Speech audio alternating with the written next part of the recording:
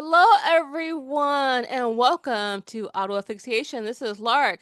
And Kimberly Yes, it is an exciting time. Um, I think that the midterms, not midterm, we weren't even the midterm season, but we kind of have started the midterms. Things have started to happen. Certain things have been going on. But as we are in North Jersey, we are going to be talking about the District 11 race. Analilia Mejia, which is should be just a shoe-in easily, but as it is when one is a woman, she has to prove herself over and over again against mediocre men. Now, Kimberly, we say this, and I want you guys, I want all the studio audience, that's a term from the 20th century. They used to have this thing called TV, and then people from the would go in 1900s. in 1900s. People would watch the show as it was live, and it would be like a studio audience. So you might be like, "What's she talking about?" That's what a They studio office is. they For still do that with the Tonight Show and like the late night talk shows. So think of a late night talk show or like Oprah or something like that. That's lot of sitcoms actually had that. that's right. So you know, if live studio audience, all that jazz. Um, there was a um, there was a debate, and Kimberly and I watched the debate. It was on New Jersey Globe, which is a non-partisan news site, as is D1011, who sponsors this show, is also a non-partisan news site. Um, but we had some thoughts because it was kind of irritating to me that she had to even do this. Like I felt like it was weird. People are like, well, you should debate the person. But the thing is this, if it were if this were a Republican district and a Democrat or whatever was going to run and they had no chance of winning, no one would be like, oh, you have to debate this random weirdo. But she had to debate this person. And I'm saying this because okay, anyway, how can I say this? And I don't even say it. Like, what are your thoughts about what happened during that debate? Like, what are your, in regards to the review of like what was happening? Hit the nail on the head, if you will, Kimberly. I think that he is a Reagan era carbon copy like clone spouting off ancient talking points that have still not left the Republican Party, like continually calling Mejia a socialist and like her ideology was socialism, accusing her of not answering questions while he did not answer any of his of the questions that he was asked with like directly. I found him very he grated on my nerves. He really did. He grated on my nerves. I mean, this is that's and this is again. I want everybody to understand. This is not nonpartisan. Does not mean not having an opinion. Because I think a lot of times in the United States, nonpartisan means like, oh, that means neutral. No, nonpartisan doesn't mean neutral. Nonpartisan doesn't mean I look outside and it's raining and I go, well, it might be raining and might not be raining. Look, I can tell this. I was irritated that Mejia, a person with three graduate degrees, a person who was the uh, uh, a CEO or director, whatever they call nonprofits or working groups, a CEO for like two huge organizations, had to debate a person with essentially a padded resume and a 7,500 annual, like if 75, I make $7,500 a year as a pretend mayor. I felt like this is just kind of like this whole like, oh, they talk about DEI. Is this what is DEI when it if this wasn't DEI, what was this? Because if it was reversed and a man with the essentially credentials that Mejia had, and when somebody was running against them with the credentials with a person with an undergraduate degree, yes, it's from Yale, but if you went to Yale and you work in the communications department, and the thing is that if he had an amazing job, he would be bragging about it because he went to Y- Yale. But Yeah. clearly, he's not he hasn't succeeded the way he's wanted to. I'm just saying there's no way people would be like, well, you need to debate this person. If things were reversed, they would if a woman of color was debating if a white man had the credentials that Mejia had and a person of color had the a degree. Well, we see how people talk about AOC. We see it. Yeah, we see how people they call her a bartender, completely, denying her, her academic career. Like that's how she paid her way through school was by bartending, you And know. she has an undergraduate degree, so he has an undergraduate degree. But it's for some reason for him, it's totally fine. Like, oh, that's good enough. Like he's a. I guess the thing is, I'm just kind of like even when I was watching the debate, it looked very much like a person who had a plan, a blueprint, and another person who just had talking points. Like I felt that I had a very like this is not even an act. I'm trying to be nice because it's not even like me about being like, oh, I'm so about Mahia, whatever. I don't know her, but it's kind of like a person who actually knows about government, knows about planning, has ideas, and then a person that essentially I'm having a debate against a person on the left. Chat GPT, tell me what to say.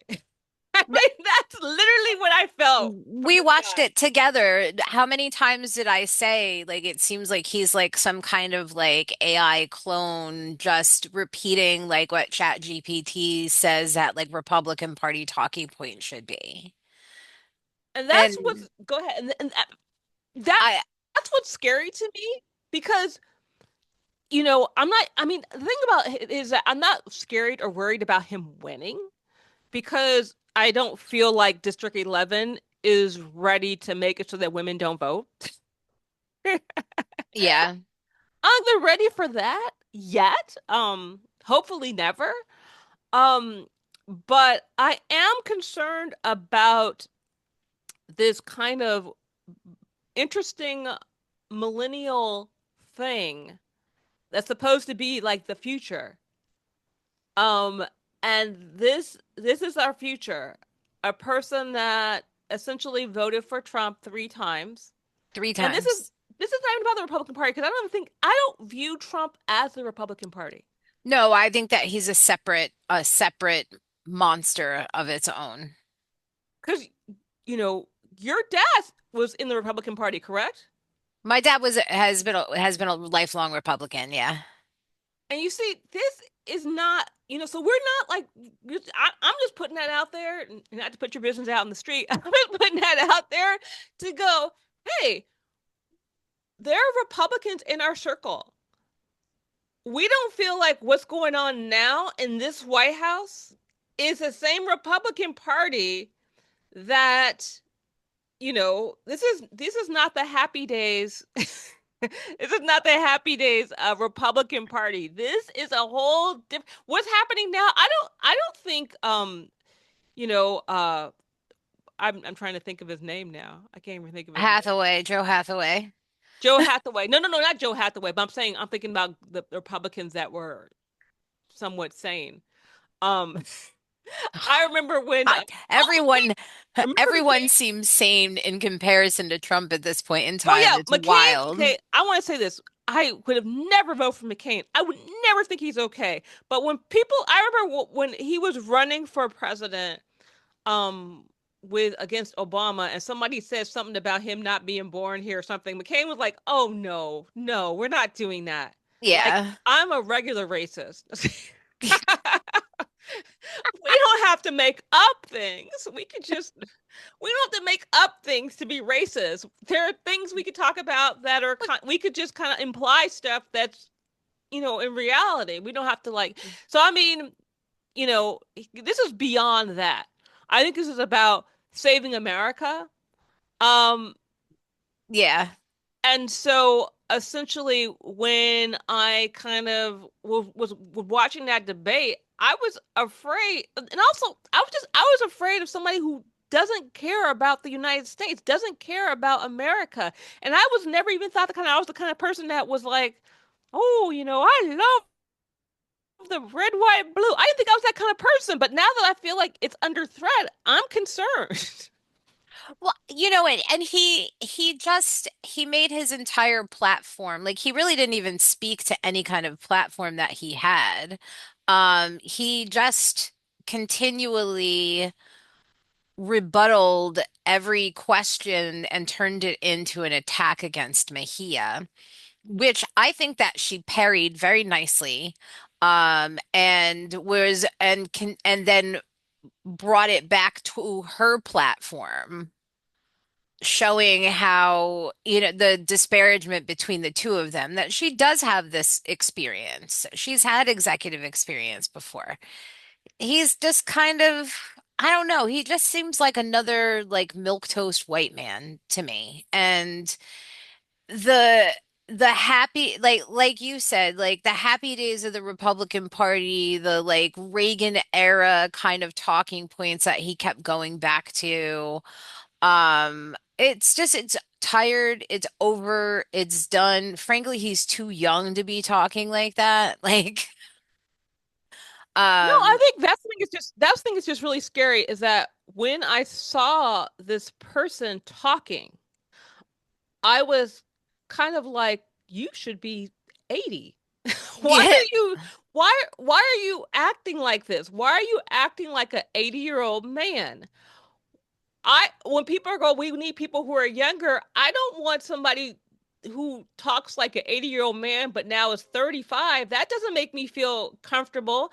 I think the thing that's really scary is that, you know, she is not what they were like, oh, she's so radical, she's this, she's that. Personally, again, as we say, we're nonpartisan, but we are in regards to which party, but we are, personally, I think I'm more left than the Democratic Party. I, And it would be, wow, if she were socialist, that would be amazing. She is not a socialist. She is not a socialist by any. she has common sense. She has a common sense platform to use tax money effectively for the taxpayers to enhance the communities. Like these are very common sense platforms. And I can't even speak to Hathaway's platform. I don't even know what he spoke on it at all during the debate. The one thing I do remember him saying is he was like, we're going to protect Israel. And I'm like, are you even, well, okay, number one, that's just wild. Okay, this is a congressional race about, I mean, it's about District 11. Also, I mean, and also he was talking about what Jewish people wanted. And I was like, are you Jewish? I was just like, this is just what I was like, this is really strange to me, a strange conversation. Um, I don't remember what he said. I don't remember. I just remember him kind of like saying she was a socialist and talking about war. I I'm concerned. I'm concerned. Like he was like, "Oh, what about the working people here? What about the middle class people here?" And in my own head, I'm like, "Well, I'm part of that middle class, and I'm part. We're homeowners that make a substantial amount of money in the District 11. We're in the median range, and I know what I want to see. I want to see schools funded. I want people to have health care. I don't want people rounded up by ICE. I think these are typical thoughts, normal thoughts from average people who are college educated and live in the New York metro area.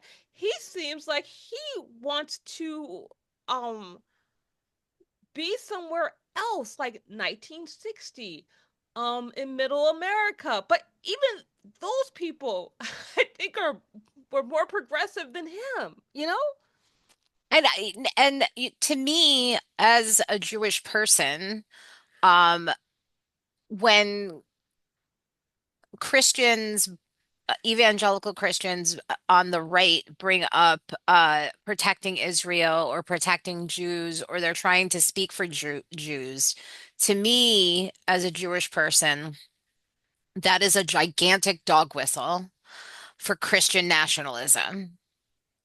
A lot of people on the right, a lot of Christian nationalists support Israel simply because they think that's where all the Jews should go. You know what? That's like deep, and that is so true. It's just like I'm like, those people are not your friends, right? I mean, the thing is that I do think people do know that. I know that. I know that Jewish people know that. Essentially, Jewish Americans are some of the most progressive people in the United States in regards to voting, in regards to just political historically. So I'm not even concerned about that. I'm annoyed that he was using that as I'm kind of like, it's kind of like, oh, I'm not going to be a robot for Trump. I'm not going to be a robot for Trump. But then he's like, oh, this little radical woman, like she should be at home. That's like the whole vibe I was getting from him. She's a radical woman and she should be at home. And why does she keep talking after the bell? He got really irritated that she kept talking after the bell, but like she was making salient points and she needed to complete her thought. Like I think and that he talked after the bell several times. And there were a bunch of times where I felt that he was going on for way long and they didn't even give him the bell. Yes, I think that is a thing that just really, and that's like, I know that he worked for Yes, he Chris was an aide Christie. to Christie. So to me, that's like hands And off. I'm just gonna bring it up. Um, I know the publisher of the Globe also worked for Chris Christie. I'm just saying, I think it was really interesting. I think it's like the reason why he was given all this leadway like he was somebody is because he's a Chris Christie boy. And Chris Christie's coming back. I was looking at this thing about this reentry program they were doing in New Jersey, reentry for people who were in prison. Yeah. Of course in New Jersey it's mostly black people. Um and Chris Christie was sitting up there. I'm like, is he coming back? Is he back? Like, is this all a setup to bring this man back? And I'm just kind of like, what is going on here? He just never seems to get the point that just stop it. Go away. Like you did your damage. You can leave now. But do like I'm just do the does the Republican Party in New Jersey understand that? Because it seems like to me, everybody who was part of the Republican Party, it seems like they're slowly kind of going, "Hey, he wasn't that bad. Bridgegate wasn't that bad. That woman didn't actually die. She would have been dead anyway." I mean, it's all this is all seemed to be very interesting. I'm just bringing this up again. Wow, thank you, New Jersey Globe, for doing what you did, for having that presentation. I think it's really interesting. The screenshot that you guys have for the debate has Josh Hathaway, because I know as we do also a YouTube uh Was I calling him blog Joe? show, we know that you can pick the screenshot. And I think what's interesting, they had a screenshot of Josh rather than Anna Oh, it is Mejia. Joe. Yeah, the other I think that's interesting because we know Analia Mejia is going to win. There's no way in hell this man's gonna win.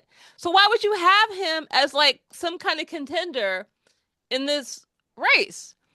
And the thing is kind of that's bothering me is that we all know she's got to run 3 times because she's going to have to run. She's doing the April, but she's going to also have to run again in November, Yes. Yeah, which is exactly. So she's gonna have to, unfortunately, she's gonna have to hit the ground running in April to make sure that she maintains her seat to get actual work done in November.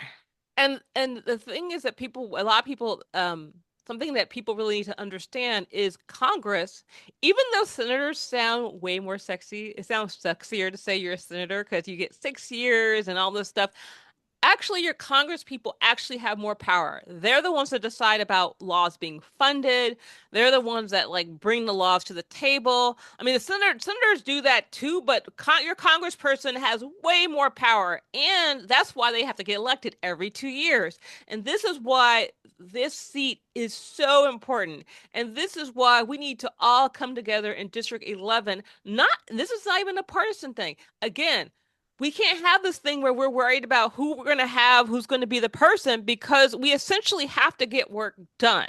And this is Yes. not about coming together. And this is not even, like I said, again, this is not coming together in the Democratic Party or the Republican Party. It's about coming together to a person who actually has the capability, the knowledge, and the experience to do the job. We are in a crisis right now. We cannot hire someone who's literally I don't think has ever actually had a real job. I'm not even like I'm not okay, I shouldn't say that. But like he's essentially a secretary, communications. This is not a person like he does not have he is not a leader. I don't think even Randolph is a strong I don't think Randolph is in the Faulkner under the Faulkner Act. So that means that Randolph is not even a strong town mayor situation. So he's not even he doesn't even have executive experience and being a mayor. So I don't we can't essentially this is not amateur hour. I mean, once we're past this crisis, we can once we're past this crisis, if he wants to try again, if we want to try to have some new blood in there, someone who's never managed anything in their life, if we want to give that person control of a district that is essentially a vital part of the New York metro area, a vital part of the United States financial backbone, if we want to give that to somebody who's never run anything in their life, 2029 might be that time. But right now, Right now we're in a really critical era and it's this is a pivotal election. exactly. I mean, when you look at somebody's CV, doesn't that count for anything? I mean, that's the whole thing I think is so very interesting about people who view themselves as conservative. They're talking about, oh, things should be based on merit and things should be based on who can do what. But yet, this is what you present us with. Are you saying that you had no one else in the Republican Party who had any experience who could have done this? I'm insulted by the New Jersey Republican Party to put this person up, a Right? person with no experience up there. I don't consider being a mayor of Randolph experience. No, I don't think that Randolph is a big enough town to then step up into Congress for such an important district in the New York, New Jersey metro area. I agree with you on that. And yeah, like he just, I'm good, he just, his talking points were really tired. He was really condescending to Mejia, and he just kept attacking her rather than try to bring up any sort of real substance and planning. And I just think that it's pretty typical of the Republican Party to put somebody up like that against a Latina woman like Mejia, who has more education and more experience in managing an executive functioning than he does. Exactly. I think that's the problem I have. I feel like, wow, how insulting. You just think essentially, oh, we can call her anti-Semitic, call her a socialist, even though this person has no we don't have to have anybody of substance, someone who has experience, and we could win just with that. That is just disrespectful. It's actually disrespectful to Joe. Because the thing is that he had all kind of help. He had help from Chris Christie. He had help from some media. Don't know who. I'm not saying anybody, whatever. But he had a lot of help to look professional, and that's all they had. I'll tell you something, Joe. If you need help in the future, I could actually give you some talking points so that you could win. Because this is not going to do it. I mean, No, it's not I've going to do actually it. been a consultant before.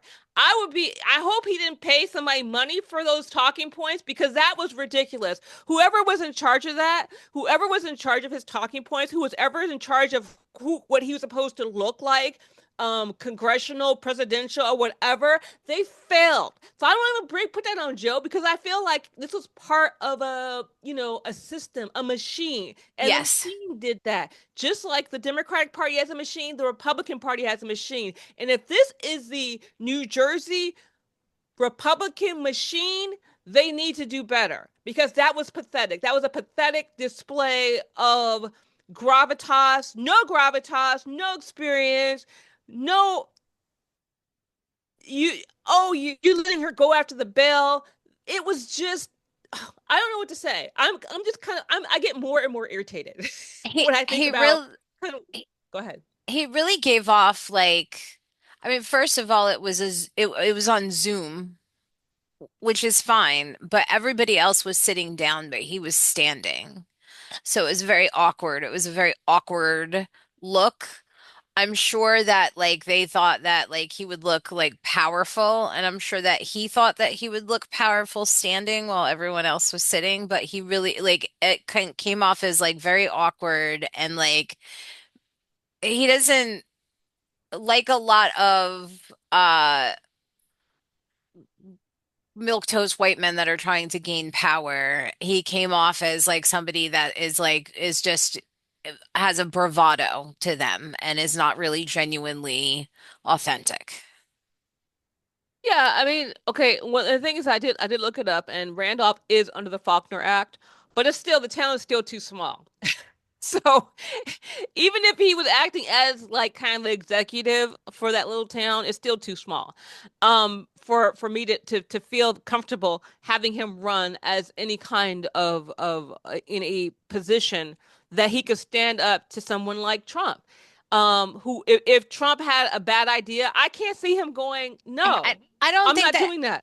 I don't think that sorry, excuse me. I think that just like a lot of other Republicans have in the past with Supreme Court justices that got a approved under Trump, with other Republican Congress people that have tried to speak on a moderate or independent platform. It's just a lot of lip service. And when they get into office, they're going to lick boots like every other Republican does. That's the thing I'm afraid of. He was like, "Oh well, I'm gonna think on my own." You're not. You're not gonna think on your own because I'll tell you something. You are essentially like a person I could tell, like a person in his 30s. You listen to a bunch of like 70-year-old men who gave you advice. You listen to a bunch of 60, 70, because that's you could tell. You could tell who gave this man advice. They probably were like, we're gonna put Joe in the back, Joe Hathaway for Congress, and you're gonna be in a suit and you're gonna stand up, and that way you're gonna look more powerful. You know that was from some consultant who was past 55 for sure, probably in the 60s, possibly in the 70s. And he, instead of going, you know what? I'm, I'm kind of like, I'm in my 30s. I think I know like how the internet works a little bit better than you. So no. So clearly, even from that, that debate, it shows that he is not a person that thinks on his own. He is a person that essentially, if somebody who's older and more powerful tells him, this is what you do, this is how you act, he will just do it. He won't go, oh, that's weird. I can't see somebody in their like 35 years old. I couldn't even see myself. Somebody go, you know what you're gonna do? You're gonna stand up and you're gonna put like your name behind you, and then you're gonna like talk with like authority. I can't. I would be like, no, that's like weird. Like nobody acts like that. Like I'm not like I'm not. If I just wouldn't. This does not make me feel good. It makes me feel like he's like that kid that's in the classroom who's like, "Oh, can I erase the board? Oh, can I help you? Can I help you take your stuff to the car?" That is the vibe he gives me. Which on this Don't forget timeline, about go the ahead. homework over Christmas break. Weren't you supposed to assign a book report over Christmas break? That's the total vibe I'm getting, and that is why in this timeline, that's terrifying because look look who like during Easter, what did Trump say? He was gonna Oh my God. He said he's gonna bomb everything and he said praise be to Allah and I don't know. He swore he said the F word in a I don't know what they call them. I'm just gonna call it a tweet. But it was on his own like special snowflake platform, Truth Social. Yeah, he just made a ridiculous rant. A lot of people think it wasn't him that did it. A lot of people think that it might have been like Stephen Miller or somebody else in his like close like cadre of people. Um, but it just I don't know, man. Like we need somebody who's going to this is a critical time. We and Congress holds the purse strings for ongoing military actions. So we need somebody who is going to say no, fuck you to Trump when they ask for more money for this illegal war that's happening with Iran. and he said during the debate he's all for it. All for what's happening right now. So no, we can't have that. I mean, this is the thing too. District 11, and this is like, we're going to wrap this up, but District 11, do you want your sons, if you are in District 11, do you want your sons to die in Iran? And daughters. And daughters, yeah. Do you want them to die? Do you want a draft to happen? Do you want them to go? Are you ready to pick up your life and move to Canada or wherever you need to move to in order to like stop this from happening? I mean, essentially, that's what, I think about Jane Jacobs. You know why she's in Canada? Because her son, well, she's passed away, but the reason why she moved to Canada, because her son, she didn't want her son to go to Vietnam. So she picked up all her stuff and she left New York, left her New York, beautiful New York home in Greenwich Village and moved to Canada to keep her son out of the war. Do you want to do that? Do you want to leave your home in New Jersey? Do you want to leave New York and so that your kid, because that's where we're headed. That's where we're headed, and that's what voters in District 11 really need to consider is that Congress holds the purse strings for military actions and for declaring wars and budgets and they said they had the purse strings for everything. Even though Trump does not pay any attention to that, they can the more people we have in Congress that stand up to Trump, the better, and the more likely it is that they'll be able to withhold funds from illegal military actions. So it's really really important to get somebody in there that's going to stand up to him. And Hathaway is not it. Definitely, definitely not. And with that, because we have been talking a long time, but I mean, it's just again, we want to stress we are nonpartisan, but we do have an opinion. That doesn't mean we're neutral. We go out, we look out the window. Is it raining? Is this person a ridiculous person? I can't, I'm not gonna lie and be like, oh, this they both seem like they could be okay. No, that's not what nonpartisan mean. Nonpartisan doesn't mean I pretend that someone who clearly is a puppet to just be like, oh, okay, well, he could be just fine. No, clearly not. Clearly not. Clearly not a free thinker. Clearly not a person that is ready for prime time. Clearly the person needs to go back in the oven and like cook a little bit longer because this is not working. That's not working for me. That's not working for me. Mejia is professional, has experience, has tangled with power, has won against power. I need somebody who has power and strength and competence and knows how to think on their own by themselves and not listen to ridiculous old people. Not all people are ridiculous. I'm just saying people who are ridiculous who happen to be old. I love our baby boomers. They are some of my favorite people. Even some of our Generation X people are. old now. So my little friend was like, "Your husband is old. He looks like an old." I was No, like, he "What?" doesn't. No, I know. That's what I said too. I said, "I'm like, he's not old." I'm like, "You're just five. You're just a fetus, okay?" He's like, "That's all." 25-year-old. Anyway, with that, don't get mad at us. We were well, don't get mad about that. Get mad about all the other stuff we've done. With that, we're gonna wrap it up. And please subscribe to us via Substack, Spotify, Bye. YouTube, and even our Facebook. Come, watch us on Facebook. Spaces Means Production. Also we have in-person events. Dorothy Parker reads here at Core Tavern, the best little bar in North Jersey. And gin and tonics are only $7 if you use cash. That's a wonderful thing. That's a wonderful thing. I mean, $7 drinks, that's crazy. Check our Um, Facebook page for events. exactly. All right, and with that, we will talk to you soon. Thanks Bye-bye. for, thank you.